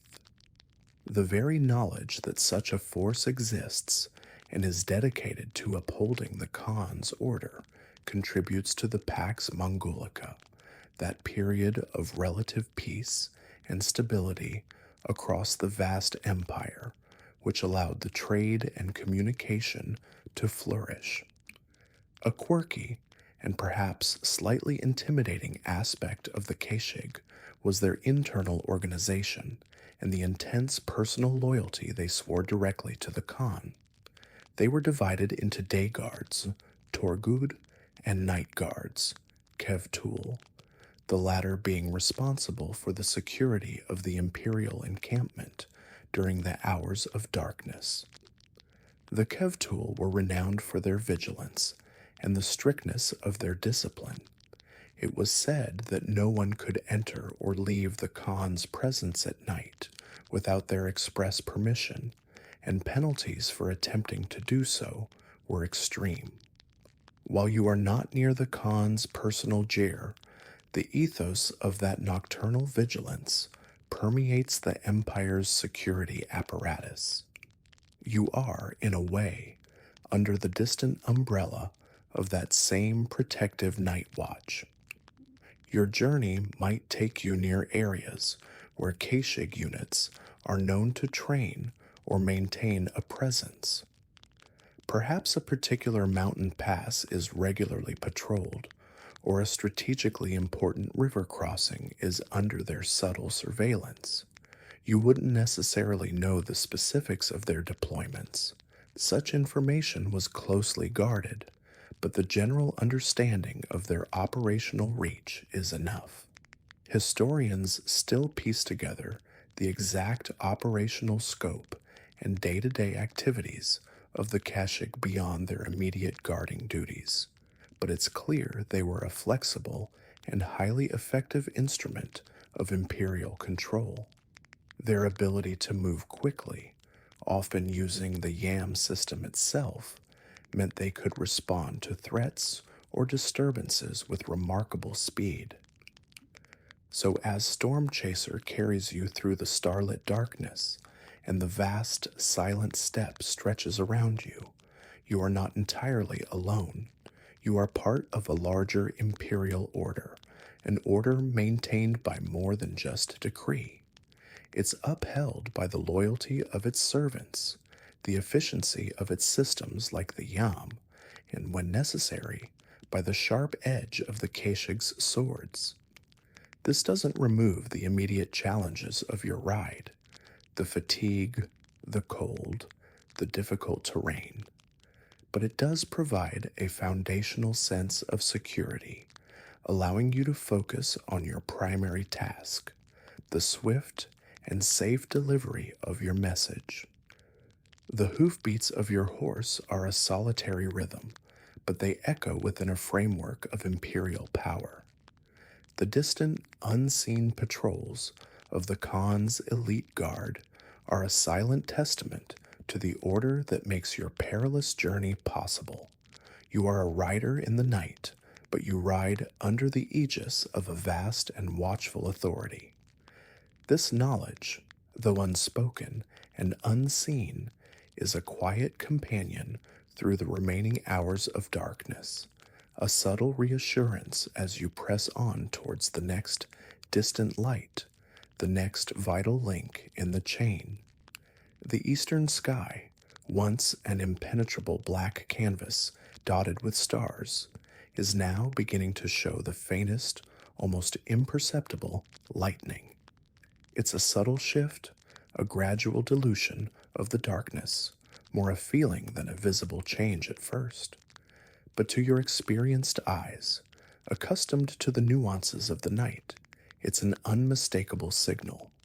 Dawn is approaching. A profound sense of relief, mingled with weary anticipation, begins to seep through your chilled bones. This long night's ride is nearing its end. Storm Chaser seems to sense it too. There's a slight lift in his head, perhaps a marginal quickening of his pace, as if the promise of rest and sustenance is a tangible scent on the pre-dawn breeze. You've been riding for many hours through the fading light of dusk, the deep gloom of midnight, and the star-guided solitude of the late night. Now, the first hints of the new day offer a welcome reprieve. As the darkness very slowly yields, the vague shapes of the landscape begin to gain a little more definition. Hills that were mere silhouettes against the stars start to reveal their gentle slopes. Patches of taller grass become distinguishable from shorter turf. Your reliance on the stars lessens as the horizon becomes a more visible guide. You can make out the general direction of your travel with increasing clarity, confirming that your celestial navigation through the night has kept you true. This period, just before sunrise, has a unique quality, a quiet stillness, as if the world is holding its breath before the sun appears. And then, far off in the distance, so faint it could almost be a trick of your tired eyes, you see it, a tiny, flickering point of light. Not a star. This light is too low, too warm, too orange. It's the unmistakable glow of a fire, a human fire, a jeer, a camp, the next Urtu, a surge of renewed energy, or perhaps just the last reserves of adrenaline, courses through you. This is the beacon you've been striving for all night. It's still miles away, perhaps an hour or more of riding, but its mere presence on the horizon is a powerful motivator. You urge Storm Chaser onward, his hooves striking the earth with a slightly more determined rhythm. The long, dark passage is almost over. The approach to a relay station at dawn is different from arriving in the bustle of midday. The camp will be just beginning to stir. You might see the first wisps of smoke rising from the central smoke holes of the jeers as fires are rekindled for the morning. The sounds will be muted, perhaps the lowing of yaks or the soft whinny of a horse, but not yet the full chorus of daytime activity. There's a sense of quiet industry, of a machine slowly coming back to life. As you draw closer, the single point of light resolves into a small cluster. You can make out the dark, round shapes of several jeers and the larger, sprawling outline of the horse corrals. The station is positioned as most are, with a good view of the surrounding plains, allowing them to spot approaching riders from a distance. It's likely that a watchman, bleary-eyed from his own night vigil, has already spotted your solitary figure approaching and is preparing to rouse the station master. The efficiency of the yam depends on these smooth transitions, even at the oddest hours. This historical dedication to round-the-clock readiness was a cornerstone of its success. You recall the many Urtu stations you've passed through, each a brief flurry of activity in your otherwise solitary journey. Each one a vital link, manned by individuals whose lives are dedicated to this relentless flow of information. The station ahead represents not just rest for you and Storm Chaser, but the continuation of the message. Someone else will soon be taking up the burden, strapping the dispatch to a fresh horse, and galloping off into the newly dawning day. The sky is now a palette of soft grays, pale blues, and hints of pink and yellow in the east. The stars are fading, their nightly duty done. The air is crisp and incredibly clean, carrying the scent of damp earth and distant wood smoke. You can feel the fatigue in every muscle, the grit of the journey in your eyes, but also a deep sense of accomplishment. You have successfully navigated the night, protected the Khan's message, and are about to complete another leg of your vital task. A quirky or fringe detail that sometimes emerges in folklore surrounding such lonely journeys is the idea of phantom stations or false lights, mirages or illusions that trick weary travelers into thinking they've reached their destination when they haven't. You dismiss such thoughts. The light ahead is steady, the shapes of the gyrs becoming clearer. This is real. Your destination for this leg is in sight. Historians still marvel at the sheer human effort that underpinned the Yam system. It wasn't just about the horses or the paisas. It was about the thousands of individuals like you, the Urchinud, the herders, the families who supported these remote outposts, all contributing to a network that bound an empire. You are a small but essential part of that grand, sprawling enterprise. Storm Chaser breaks into a tired but willing trot as you approach the outskirts of the Urtu. The first rays of the sun are just beginning to touch the very highest peaks in the far distance, a promise of the full daylight to come. The faint glimmer of the distant camp has grown into the solid reality of shelter and the next step in the endless relay. Your long night is ending, and with it, this particular stretch of toil. The message, however, will continue its relentless journey. The air grows still, heavy with the scent of morning dew and the distant, comforting aroma of wood smoke from the awakening camp. As Storm Chaser carries you those last few hundred paces, the world seems to slow, the harsh edges of the night softening with the gentle approach of dawn. You can almost feel the immense, silent turning of the earth beneath you, each revolution bringing a new day, a new set of challenges, but also the promise of continued life, of purpose fulfilled. The faint light in the east broadens, painting the undersides of the few high clouds with a delicate rose, and you know with a certainty that settles deep in your weary bones that this leg of your immense responsibility is drawing to a peaceful, quiet close. The relay station ahead is not just a collection of gyrs and horses, it is a sanctuary, a point of transition, a testament to the enduring human spirit that connects even the most distant corners of the earth. You breathe deeply, the cool air a balm, and prepare for the handover, for the brief respite, before the great wheel of the Yam turns once more, carrying its vital burdens, ever onward under the vast, silent sky. Sweet dreams.